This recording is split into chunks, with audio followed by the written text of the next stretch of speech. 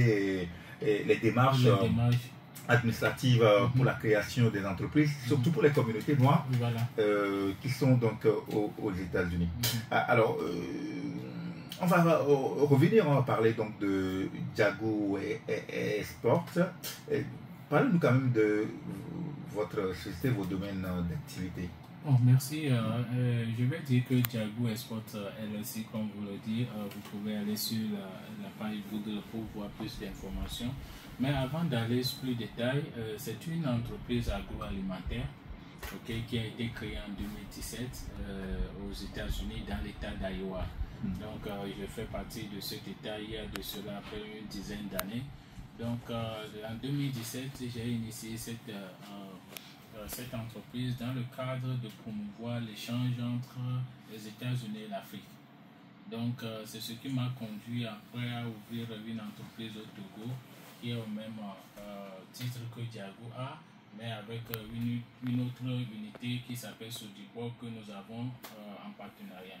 Maintenant, nous sommes dans le domaine... En termes beaucoup plus clair, vous l'avez dit dans le monde agroalimentaire, c'est-à-dire vous produisez, vous exportez du Togo aux États-Unis ou bien comment? Voilà. Maintenant, notre rôle, c'est l'agroalimentaire. Nous sommes dans le domaine de la nourriture.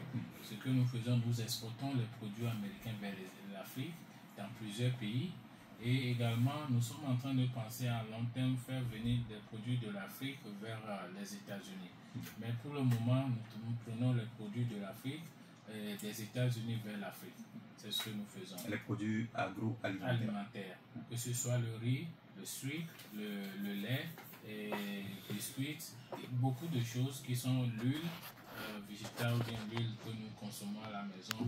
Mais nous traitons uniquement avec les produits américains qui sont de meilleure qualité et dont nous sommes fiers de ça puisque notre objectif c'est que les clients et nos consommateurs puissent manger de bonne qualité, soit en bonne santé. Enfin, donc dans ces échanges, il vous est arrivé de connaître un peu ce qu'on appelle l'AGOA, parce que l'AGOA aussi c'est une facilité pour faire exporter les produits de l'Afrique vers le Togo, et on sait que le gouvernement togolais fait beaucoup d'efforts pour permettre à ce que les Togolais puissent également réussir cette exportation vers les États-Unis. Et c'est le commerce international également. Également, avant d'aller sur le côté AGOA, je vais un peu brosser cet aspect que notre entreprise étant créée il y a de cela 7 ans, et nous avons fait beaucoup de chemin et ça n'était pas facile au début, mais nous avons gagné des prix. Premier prix qui a été décerné en 2022 comme meilleur exportateur de l'année dans l'état que nous sommes. Et également, nous avons été primés par beaucoup d'entreprises qui sont bien également logées aux États-Unis. Maintenant, avant d'aller plus loin, étant donné que je suis un Togolais de la diaspora, et notre ambition, c'est de pouvoir développer l'Afrique. Moi, j'ai l'Afrique dans mes veines parce qu'il y a beaucoup de nos frères togolais qui sont dans la diaspora, mais qui, par leur expérience, ne veulent pas investir dans leur pays. Mais nous avons fait le choix de venir parce que l'Afrique, nous pensons que demain, c'est nous qui pouvons le construire. Vous voyez. Donc, dans cet aspect, nous avons créé la société au Togo qui est en charge de nous distribuer les produits que nous amenons des États-Unis vers le Togo. Mais l'objectif, c'est de faire du Togo un hub.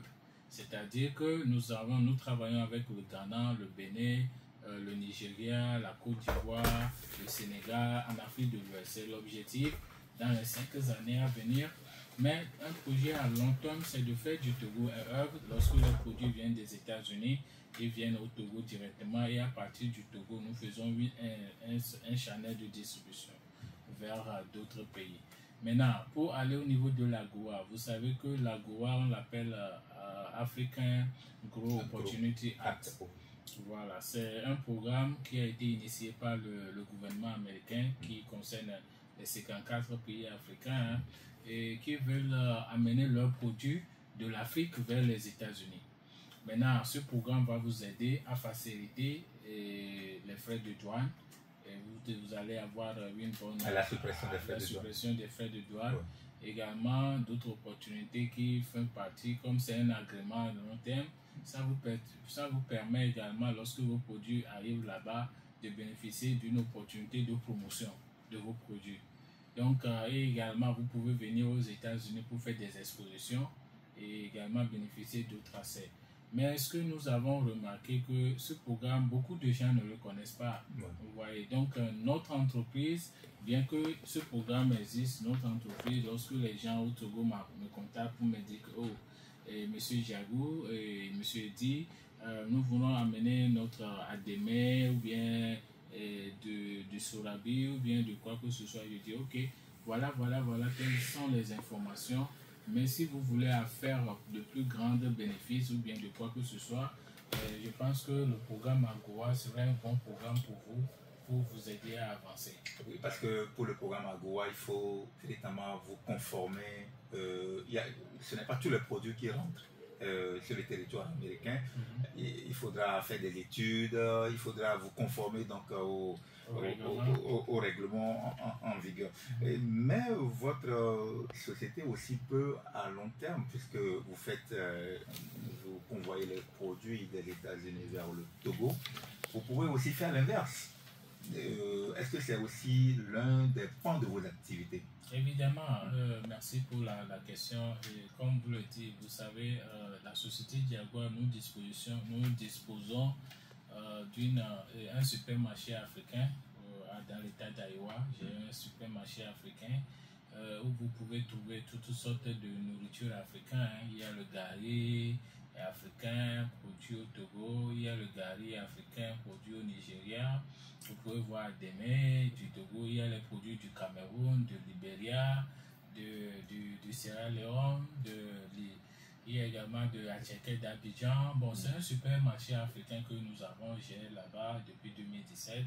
Et l'objectif, c'est, quand tu vois dans la communauté dans laquelle nous sommes, l'objectif, c'est de mettre en exergue les produits africains. Donc, il faut dire que dans l'état de l'Iowa, il y a une forte communauté noire ou africaine? Bon, pas une forte, mais c'est maintenant que les Africains viennent parce que ce n'est pas un État démocrate. Parce que je vais dire que les États démocrates, les Africains sont plus nombreux là-bas que sur les républicains. C'est un État républicain? Oui, c'est un État républicain. Donc, c'est un peu difficile. Voilà,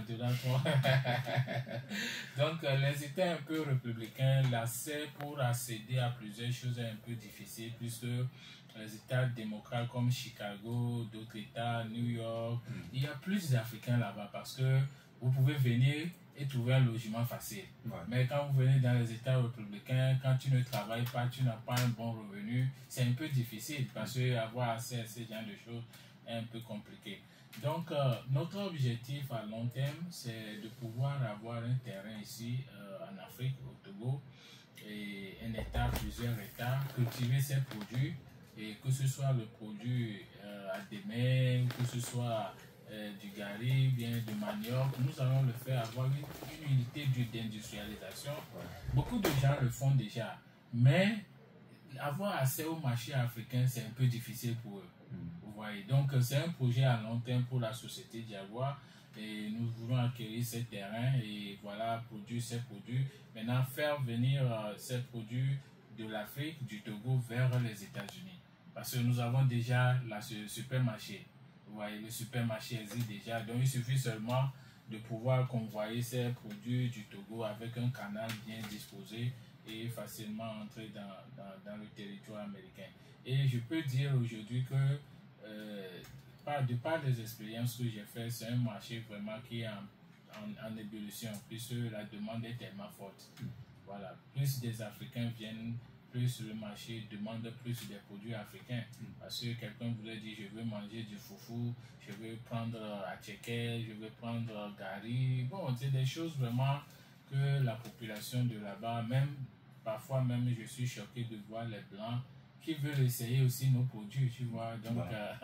C'est ça, qui veulent essayer nos produits et voir comment ça se consomme, ça se prépare. Bon.